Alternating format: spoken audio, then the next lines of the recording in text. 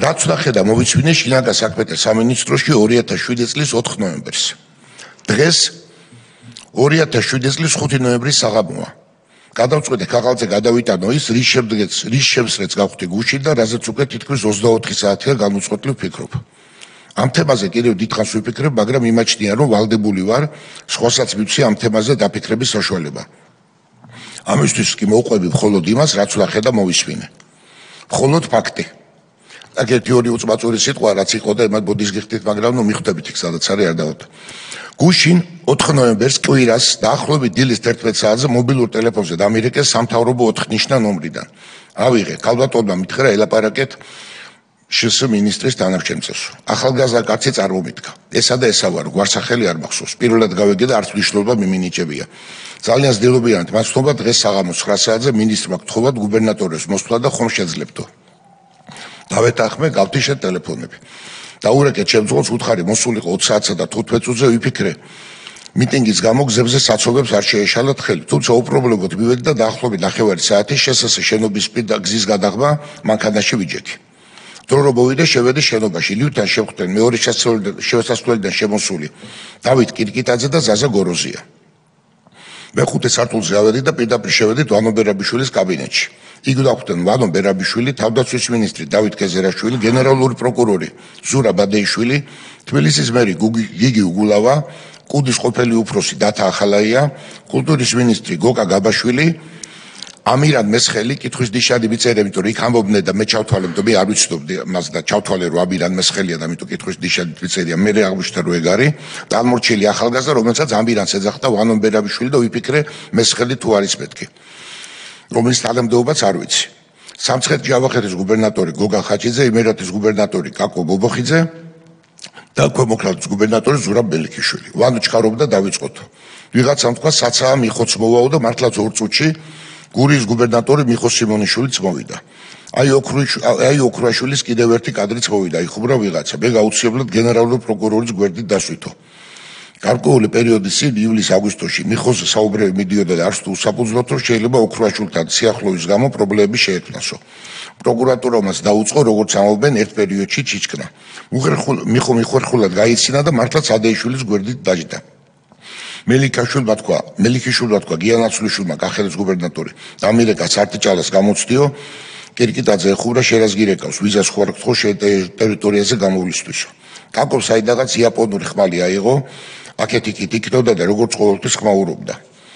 ვიღაცამ უთხრა დადაეკ ხმალი ხوارგონია ხარაკის ხანჯალიაო, მაშინ სიცილი ჩევსკა გამოაცურა მაგიდაზე და მაშინეს ვასიკოსთვის დამითმიაო. ჩემმა ყოფილმა მოადგილემ 2-3 კვირის წინ წავე განცხადება გააკეთა პრეზიდენტის ოჯახის წინააღმდეგ, ეს იყო მისი სახლის უკანონო მშენებლობაზე ჭოპორტის ტერიტორიაზე მე დაანგრიეს ის სახლი პირწმინად, ახლა კვალს ვერ დახავთ. და ოპოზიციას შეუერთდა და ამაზე მეხუმრებოდა. მანამდეც გამეხურეთ ამ თემაზე 1-2 თუმცა ეს ორაზროვნად, როგორც ხელისუფლებაშია მიღებული. ვანო გაიცინა მართალი არ გეგონოს არ შეშინდეო. არც მეშინია თქო, მე ვთხარი, ჩემგან ერთი გადავიდა და რაც თავრობიდან და უმრავლესობიდან ხალხი გადავიდა ოპოზიციაში, ჩემამდე იმდის აქ ხარაკერი გასაკეთებელი, ჩემამდე ვერც მოაღწევს ეს ხანჯალი მეთქი. ეს თქვენ გაიხუმრეთ საპასუხოდ. თქვენ ამბავს გვიყვებით, კი ბატონო.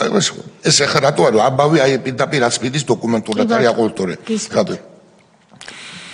ვანომ გვეჩქარება ვეღარავის დაველოდებით თუ დავიწყოთო. თან უგულავას უთხრა შეთამაშებული ხუმრობით. ზედმეტება დაგტოვონ ხელს ნუგვიშვილი ოტიაშვილთან თუ ოთიაშვილთან, მაშინ არ ვიცნობდი, არც ახლა ვიცნობ.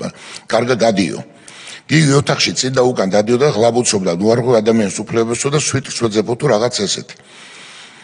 მე მართლაც იპოვა სვიტზე ბიგდებული სვიტრი და გავიდა. გუშინ არ მეფიქრია, მას ხო ხუთში ვწერდა. დღეს შტაბ-ჭრება რჩება წინასწარ შეთანხმებული ვიყვნენ, რომ იგი ამ ლაპარაკს არ უნდა დასწრებოდა. ანუ კიდევ ვიხუბრასავით, საერთოდ მთელი თათფირი პირველი ნაწილი სიცილ-ხითხიჩი მიმდინარეობდა, მეორე ნაწილში, რომელიც ახლა იწყება, ბევრ გუბერნატორს აღარ გვეღებებოდა.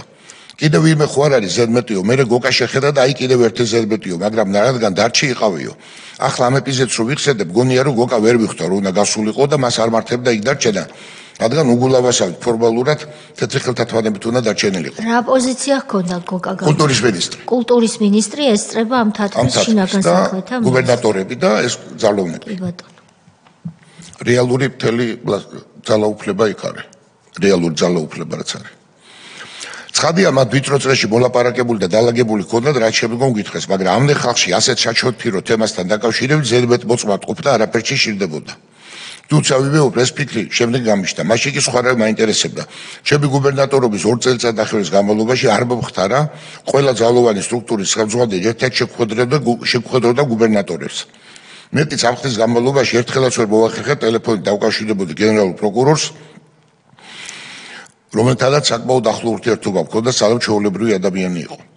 ძალოვანთა მხრიდან ამგვარი ყურადღება რაღაც ძალიან მნიშვნელოვანთან უნდა ყოფილიყო დაკავშირებული. დიდი მიხედვით ამას არ სჭირდებოდა, მაგრამ ოდნავ მაბნევდა კულტურის მინისტრის იყოფნა.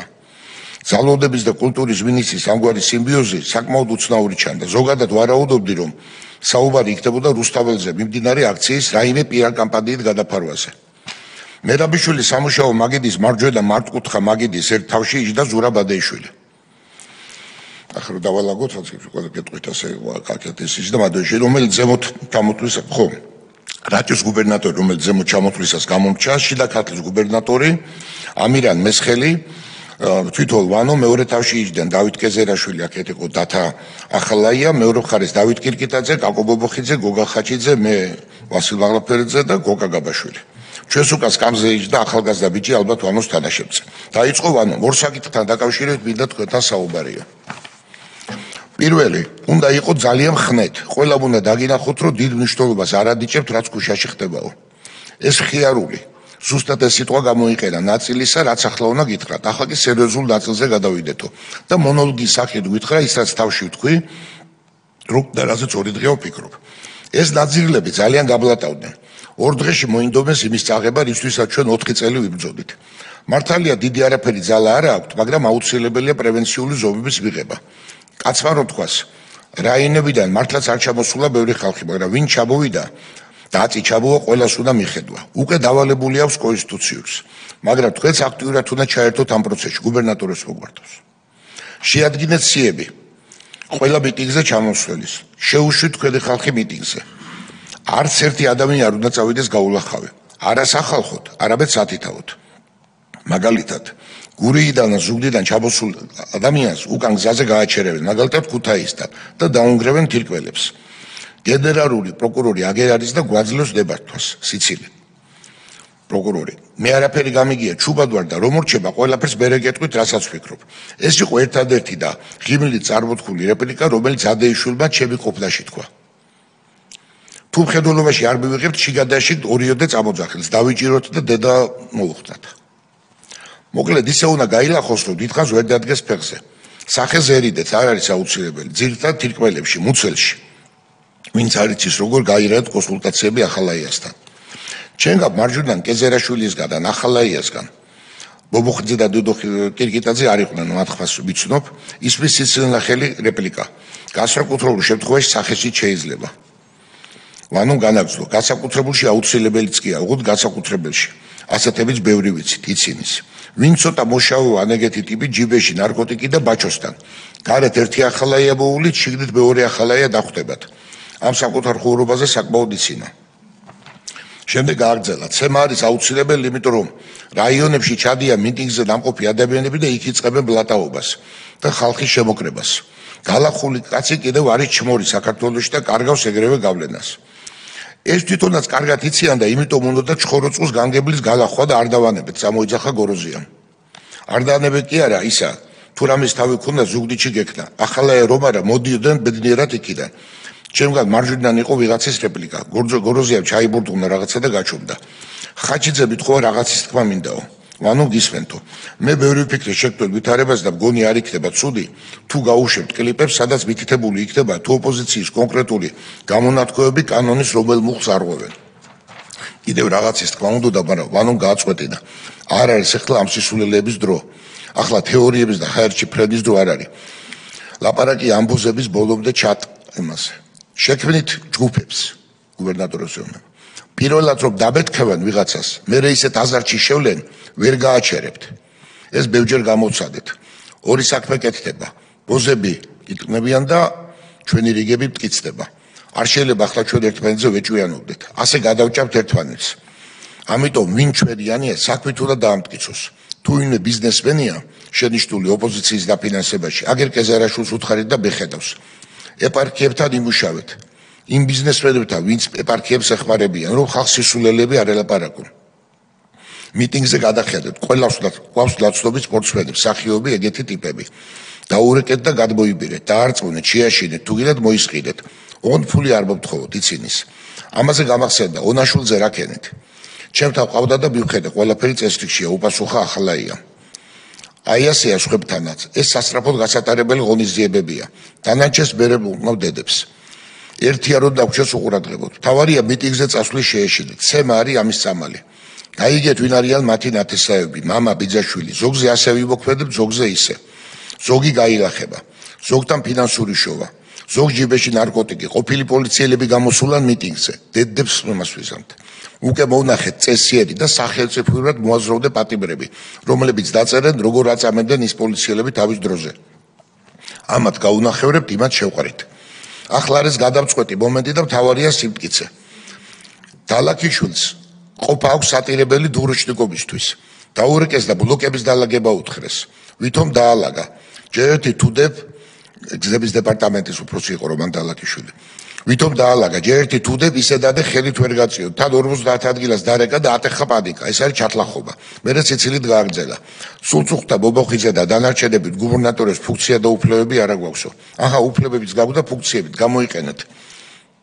რადო დაგვიდგა კაკო რომ შედახმარება გჭირდება. კაკო სიტყვის მასალა თუ ადრესატი ყველა გუბერნატორი ვიყავით. ხვალიდანვე შეუდექით საქმეს, დაუძახეთ კონსტიტუციურს, პოლიციის უფროსებს და გააკეთეთ შტაბები. თბილისში ჩვენ მივხედავთ, ახლა მოვჭით, სხვა საქმეები გვაქვს. შეხვედრის დასასრულს შემოვიდა უგულავაც, მაგიდასთან არ მოსულა, მადუს მაგიდასთან დაჯდა და იქიდან გვისმენდა. უკვე ვიშლებოდით, როცა მოვიდა ნაცრუშვილი და იკითხა, რაზე საუბრობდითო. ახლა შეიგულისთვის თავი და ვერ დავიწყებთ, დარჩი და მიხვდებიო. წამოვედით. დარჩნენ მერაბიშვილი, ადეიშვილი, უგულავა კეზერაშვილი, ახალაია გაბაშვილი, კირკიტაძე ნაცრუშვილი, შეიძლება ვინმე სხვაც. ვასილ მაღლაფერიძე 2007 წლის 5 ნოემბერი